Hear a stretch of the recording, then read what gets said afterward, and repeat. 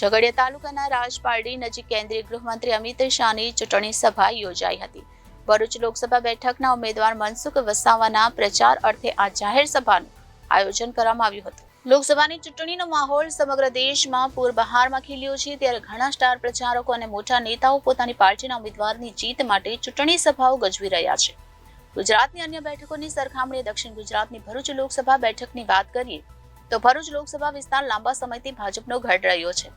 ચંદુભાઈ દેશમુખના અવસાન બાદ ભાજપાએ મનસુખ વસાવાને ચૂંટણી જંગમાં ઉતાર્યા હતા। ત્યારથી લઈને મનસુખ વસાવા સતત 6 ટર્મ ભરૂચના સાંસદ તરીકે ચૂંટણી જંગ જીતતા આવ્યા છે અને હાલ તેમની 7મી ટર્મ માટે પસંદગી થઈ તે એક રીતે જોવા જઈએ તો તેમનું જમાપાસું કહેવાય।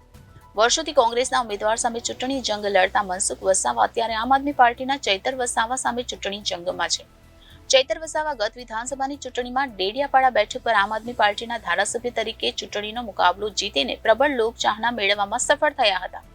આજરોજ રાજપારડી નજીકના ખડોલી ગામથી મનસુખ વસાવાના ચૂંટણી પ્રચાર માટે યોજાયેલ જાહેર સભામાં કેન્દ્રીય ગૃહમંત્રી અમિત શાહ, કેન્દ્રીય રેલ રાજ્યમંત્રી દર્શનાબેન જરદોશ, ગુજરાતના મુખ્યમંત્રી ભૂપેન્દ્ર પટેલ સહિત અગ્રણીઓ ઉપસ્થિત રહ્યા હતા। ભૂપેન્દ્ર પટેલે હાલની લોકસભાની ચૂંટણીમાં ભાજપનો 400 બેઠક જીતવાના સંકલ્પને સાકાર કરવા સૌનો સહકાર માંગીને રાજ્ય તેમજ કેન્દ્ર સરકાર દ્વારા અમલમાં મૂકવામાં આવેલ વિવિધ કલ્યાણકારી યોજનાઓની માહિતી આપી હતી તેમજ આત્મનિર્ભર ભારતના સ્વપ્નને સાકાર કરવા સૌને અપીલ કરી હતી। જ્યારે કેન્દ્રીય ગૃહમંત્રી અમિત શાહે ભાજપ સરકાર દ્વારા રામ મંદિરના નિર્માણનું તેમજ કલમ 370 હટાવવાના વચનને પૂર્ણ કરાયું હોવાની વાતનો ઉચ્ચાર કરી કોંગ્રેસ અને આપને આદિવાસી વિરોધી પાર્ટી ગણાવી હતી।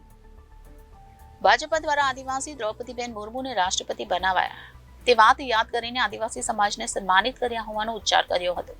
ઉપરાંત ભાજપા દ્વારા કેન્દ્ર કેબિનેટમાં અલગ આદિજાતિ મંત્રાલય બનાવીને આદિવાસીઓના વિકાસ માટે સરકાર કટિબદ્ધ હોવાની વાત દોહરાવી હતી તેમજ આરોગ્ય બાબતે દેશના નાગરિકો માટે વિકસાવેલા સુવિધાનો ઉચ્ચાર કર્યો હતો।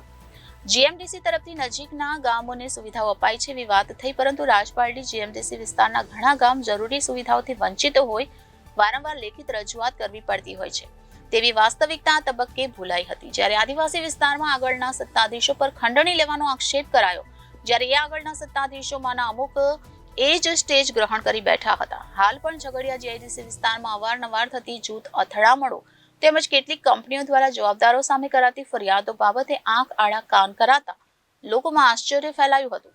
હાલમાં લોકસભાની ચૂંટણી ટાણે ભાજપ અગ્રણી અને લોકસભાના ઉમેદવાર પુરુષોત્તમ રૂપાલાએ ક્ષત્રિય સમાજ વિશે કરેલ કથિત અયોગ્ય નિવેદનને પગલે ઠેર ઠેર ક્ષત્રિય સમાજ રૂપાલાની ઉમેદવારી રદ કરવાની માંગ સાથે ભાજપા નેતાગીરી સામે જંગે ચડ્યો છે। ત્યારે આજરોજ ઝઘડિયાના રાજપારડી નજીક ખડોલી ગામે કેન્દ્રીય ગૃહમંત્રી અમિત શાહની જાહેર સભા પહેલા તાલુકાના વિવિધ ગામોના ક્ષત્રિય અગ્રણીઓને પોલીસ દ્વારા નજરકેદ કરાયા હોવાની વાત સામે આવી હતી।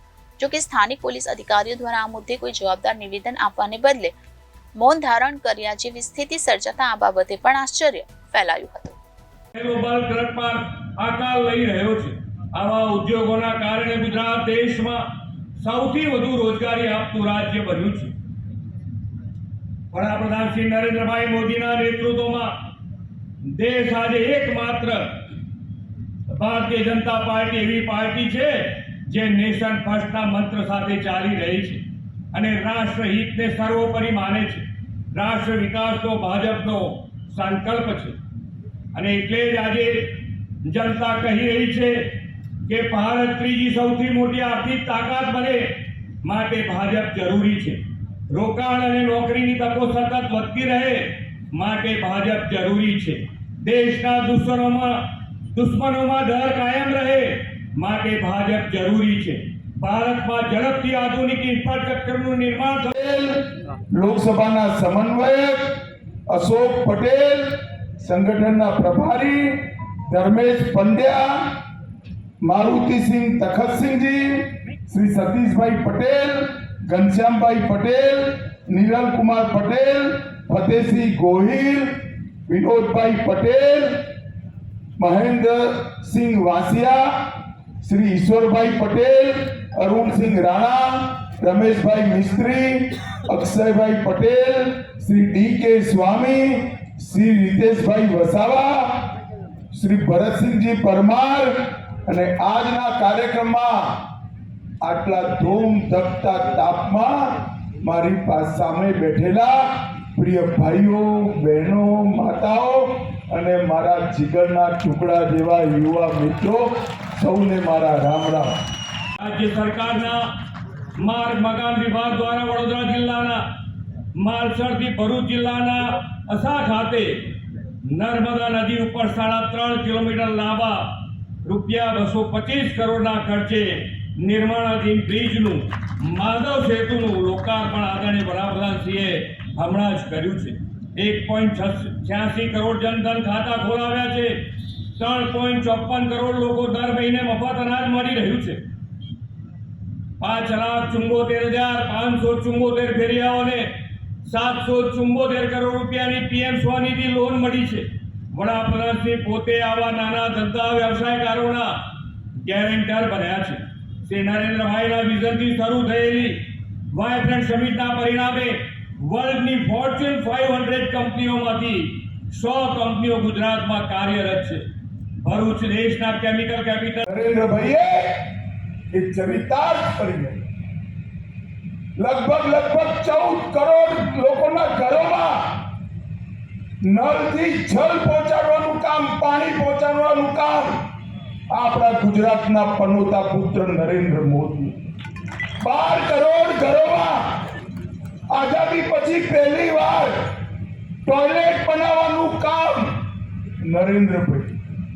3 કરોડ ગરીબોને ઘર બનાવી આપવાનું કામ નરેન્દ્રભાઈ. 4 કરોડ ગરીબોના ઘરમાં પહેલી વાર વીજળી પહોંચાડવાનું કામ નરેન્દ્રભાઈ. મિત્રો, 80 કરોડ લોકોને 5 લાખ સુધીનો સ્વાસ્થ્યનો બધો જ ખર્ચો, ઓપરેશન હોય કે મેલેરિયા થયો હોય, બધો ખર્ચો 5 લાખ સુધીનો મફત કરવાનું કામ આપણા નરેન્દ્રભાઈ. 80 કરોડ લોકોને દર મહિને દર વ્યક્તિ દીઠ 5 કિલો અનાજ મફત આપવાનું કામ આપણા નરેન્દ્રભાઈ. ને ભરૂચવાળા બધા આદિવાસી ભાઈઓ બહેનો સમજી લો, આ બધું જે કર્યું એમાં સૌથી મોટો ફાયદો મારા આદિવાસી ભાઈઓ બહેનોને થયો છે. મિત્રો, આદિવાસી કોઈ સભા કરવાની જરૂર નથી. તમારો સાંસદ મનસુખભાઈ એવું ભૂત છે કે તે એકે ગામમાં ના ગયું એવું બને છે. મનસુખભાઈનો પ્રચાર અગર કોઈ સારામાં સારો કરી શકે તો મનસુખભાઈ પોતે જ કરી શકે. હું તો અહીંયા પ્રભારી હતો. નાની વાત માટે ઝઘડો કરી દે, ગાળ કાઢી દે, પણ વાત ભરૂચના મતદાતાની હોય, પોતાની ના. ભાઈઓ બહેનો, હું તમને સૌને 2 હાથ જોડીને વિનંતી કરવા આવ્યો છું. આવો જનપ્રતિનિધિ નહીં મળે. ગડબડ કરશો તો કોઈ અર્બન નક્સલ આવી આપણા આદિવાસી વિસ્તારને તહસ નહેસ કરી નાખે. ભૂલ ના કરતા એ કહેવા જ હું ભરૂચ આવ્યો છું. ભારતીય જનતા પાર્ટી નરેન્દ્રભાઈના નેતૃત્વમાં આ લોકસભાની ચૂંટણી લડી રહી છે. મિત્રો, 2014 નું પેલું ભાષણ નરેન્દ્રભાઈનું યાદ કરો.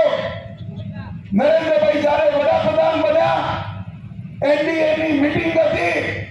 નરેન્દ્રભાઈનું પહેલું ભાષણ હતું કે મારી સરકાર આદિવાસીઓની સરકાર છે, દલિતોની સરકાર છે, ગરીબોની સરકાર છે. Reporter Viral Gohil, Janadesh news, Bharuch.